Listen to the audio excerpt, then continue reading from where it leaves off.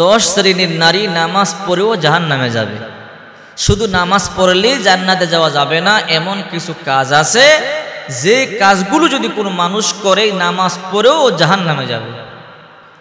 এর মধ্যে 1 শ্রেণীর নারী হলো বিশ্বনবী মুহাম্মদ সাল্লাল্লাহু আলাইহি ওয়াসাল্লাম বলেন, যার মধ্যে অহংকার আছে, অহংকারী নারী কোনোদিন জান্নাতে প্রবেশ করতে পারবে না।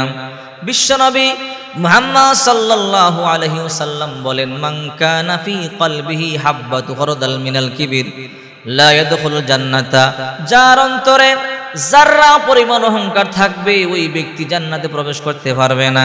হে মা বোনেরা, চিন্তা করে দেখেন তো আপনার ভিতরে অহংকার আছে না নাই? নারীদের মধ্যে অহংকারের রোগটা বেশি, ভালো দেখতে পারে না, মানুষের কল্যাণ দেখতে পারে না, তার বান্ধবীর ধনী হলো কেন সহ্য হয় না।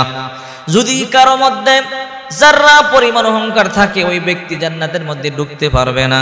2 নাম্বার, যে নারী খোটা দেয়। অনেক নারী আছে উপকার করেই খোটা দেয়, আমি কি তোরে এটা করে দেই নাই, সেটা করে দেই নাই। যদি কোনো নারী উপকার করে কাউকে খোটা দেয় ওই নারী নামাজ পড়েও জাহান্নামে যাবে। সাবধান, কেউ কাউকে খোটা দিতে পারবেন না, ব্যঙ্গ করে ডাকতে পারবেন না।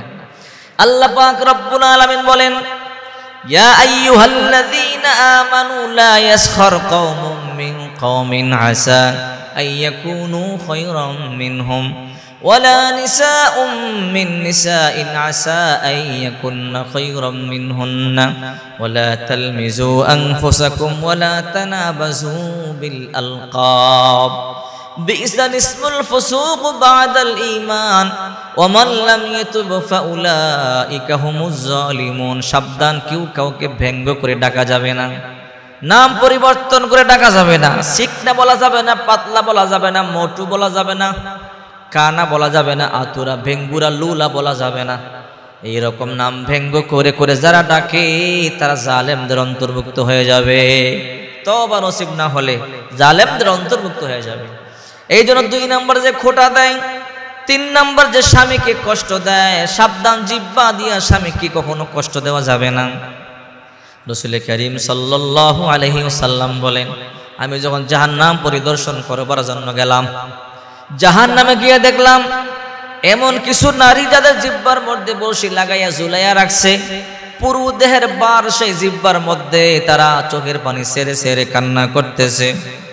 রাসূল করিম সাল্লাল্লাহু আলাইহি ওয়াসাল্লাম বললেন, ও জিবরাইল, এই সমস্ত নারীদেরকে এমন কষ্ট কেন দেওয়া হচ্ছে? রক্ত রঞ্জিত হয়ে যাচ্ছে, নিচে সাপ বিচ্ছু কামড়াইতেছে, আর জিহ্বার মধ্যে বড়শি লাগাই ঝুলাইয়া রাখছে।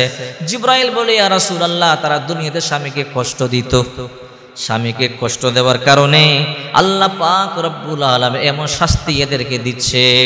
এমন নারী আছে জিহ্বা দিয়ে স্বামীকে কষ্ট দেয়। ইনকাম করতে পারো না কেন? না করতে পারলে বিয়ে করছে কেন? তোমার চাইতে কত ভালো ভালো পুরুষ আমার জন্য পাগল হইয়া লাইন ধরে থাকতো, এমন কথা বলে বলে স্বামীকে কষ্ট দেয়। এই সমস্ত নারীরা নামাজ পড়েও জাহান্নামে যাবে। 4 নাম্বার, যে নারী বুরু প্লাগ করে, শরীয়তে বুরু প্লাগ হারাম। বিশ্বনবী মুহাম্মদ সাল্লাল্লাহু আলাইহি ওয়াসাল্লাম বলেন, সাবধান, তোমরা বুরু প্লাগ করবে না।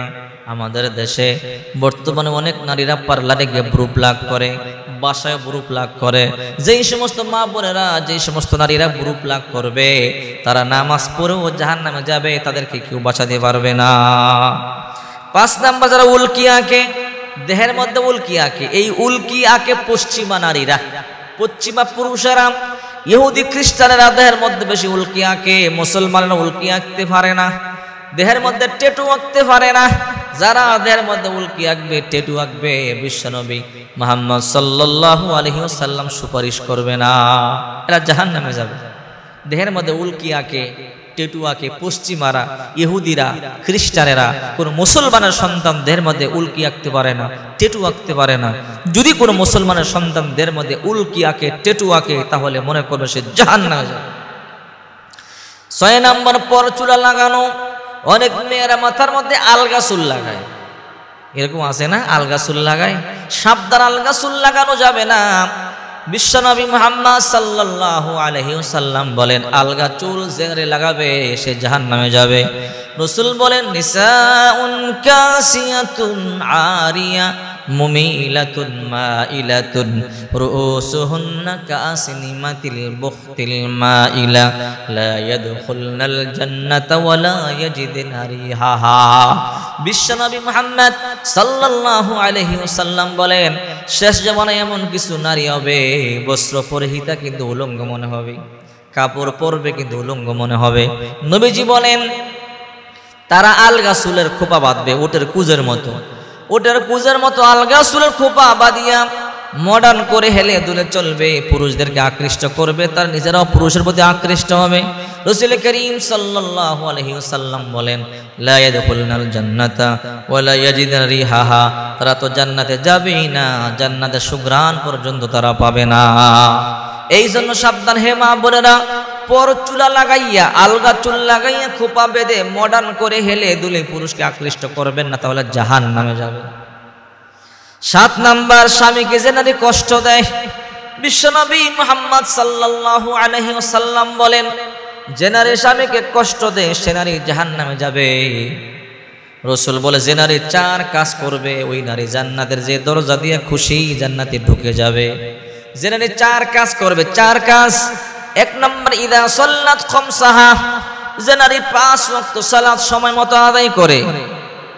এরপরে ওয়াসামাত শাহরুহা, রমজান মাসের রোজাগুলো সঠিকভাবে আদায় করে। 1 নাম্বার 5 ওয়াক্ত নামাজ আদায় করে, রমজান মাসের রোজাগুলো সঠিকভাবে আদায় করে। 3 নাম্বার, যে নারী সতীত্বের হেফাজত করে। ও আহসানাত ফারজাহা। 4 নাম্বার, ওয়া তাআত যাওজাহা, স্বামীর আনুগত্য করে, স্বামীকে ভালোবাসে, স্বামীকে মুহাব্বত করে। এই 4 কাজ যে নারী করে জান্নাতের যে দরজা দিয়ে খুশি ওই দরজা দিয়ে জান্নাতে ঢুকে যাবে। যে নারী মাত্র 4টা কাজ করে। চিন্তা করে দেখেন হে মা বোনেরা, এই 4টা কাজ যার মধ্যে আছে তার কোনো চিন্তা নাই, ভাবনা নাই, জান্নাতের যে দরজা দিয়ে খুশি ওই দরজা দিয়ে জান্নাতে ঢুকে যাবে। 8 নাম্বার, যে মহিলা কারণে স্বামীর কাছে তালাক চায়। অনেক নারীরা আছে কারণ ছাড়াই স্বামীকে তালাক দিতে চায়। স্বামীর ইনকাম কমে গেলে, স্বামী অসুস্থ হয়ে গেলে, স্বামীর ইনকাম কমে গেলেই তালাক চায়, স্বামী অসুস্থ হয়ে গেলেই তালাক চায়, স্বামী দুর্বল হয়ে গেলেই তালাক চায়, তুমি আমাকে তালাক দিয়ে দাও। কারণ ওই যে অন্যজন অফার করে, তুমি আইসা পড়ো, তোমাকে আমি এইটা দিব সেইটা দিব। এরপরে স্বামীকে তালাক দেয়, ওই ব্যক্তি আর বিবাহ করে না। ওই দিক থেকে কিছুদিন আনন্দ ফুর্তি করার পরে ওইটাও ছেড়ে দেয়, তখন এই দিকে গেলো ওই দিকে গেলো। এই নারীরা সবচেয়ে বেশি বিপদের মধ্যে পড়ে। যে নারী অকারণে তালাক চায়, কারণ ছাড়াই, রাসূল করিম সাল্লাল্লাহু আলাইহি ওয়াসাল্লাম বলেন, ওই নারীর উপর আল্লাহর লানত, ওই নারী জাহান্নামে যাবে, জান্নাতের ঘ্রাণ পর্যন্ত পাবে না। এরপর 9 নাম্বার, চুগলখোর নারী, তারা চুগলখুরি করে, এই দিকের কথা ওই দিকে লাগায়, এমন আছে না নাই? আল্লাহ পাক রব্বুল আলামিন বলেন, ওয়ালা ইয়াগতাব বা'দুকুম বা'দা, সাবধান তোমরা একে অপরের গীবত করবে না। আইয়ুহিব্বু, তুমি কি পছন্দ করো? আই আকুলা লাহমা আখিহি মাইতা, মৃত ভাইয়ের গোশত খেতে কি পছন্দ করো? ফাকারিহিতুম, এত বর্জনীয় জিনিস, ঘৃণিত জিনিস। মৃত ভাইয়ের গোশত যদি খেতে না পারো তাহলে তুমি গীবত করবা না, মানুষের সাথে গীবত করবা না। গীবত করা মৃত ভাইয়ের গোশত চিবিয়ে চিবিয়ে খাওয়ার সমান। এই জন্য সাবধান, গীবত করবেন না। গীবত করলে মৃত ভাইয়ের গোশত খাওয়ার সমপরিমাণ হয়। 10 নম্বর, মিথ্যা অপবাদ দেয়া। যে নারী একে অপরকে মিথ্যা অপবাদ দেয়, নারীদের মধ্যে রোগটা অনেক বেশি। রাসূল করিম সাল্লাল্লাহু আলাইহি ওয়াসাল্লাম বলেন, মিথ্যা অপবাদ দিলে জাহান্নামে যাওয়া লাগবে। মিথ্যা অপবাদ কখনো কাউকে দিবেন না। মিথ্যা অপবাদ জঘন্য একটা পাপ, জঘন্য একটা পাপ। আরে অনেকে ইচ্ছাকৃতভাবে মিথ্যা অপবাদ দিয়ে দেয়। কেন? এই কাজটা কখনো করবেন না। মিথ্যা অপবাদ যদি আপনাদের জাহান্নামে যাবেন। এই জন্য বলছিলাম, এই 10 শ্রেণীর নারী নামাজ পড়ে ও জাহান্নামে যাবে, রোজা রেখে ও জাহান্নামে যাবে, কোরআন তেলাওয়াত করে ও জাহান্নামে যাবে। এই জন্য বিশ্বনবী মুহাম্মদ সাল্লাল্লাহু আলাইহি ওয়াসাল্লাম বলেন, শুধু নামাজ পড়েই জান্নাতে যাওয়া যাবে না, আল্লাহর হুকুম পরিপূর্ণ আদায় করা লাগবে।